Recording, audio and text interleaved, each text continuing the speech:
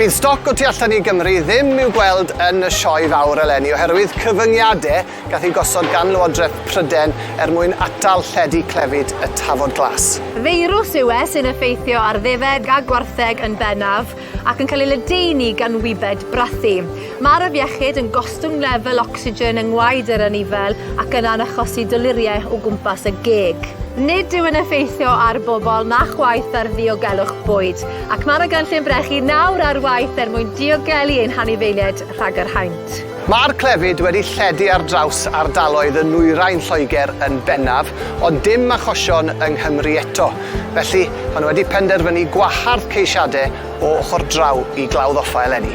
Fe fydd y sioe wahanol iawn eleni, ond peidiwch â phoeni, fe fydd y safon mor uchel ag erioed. Ymlaen â'r sioe!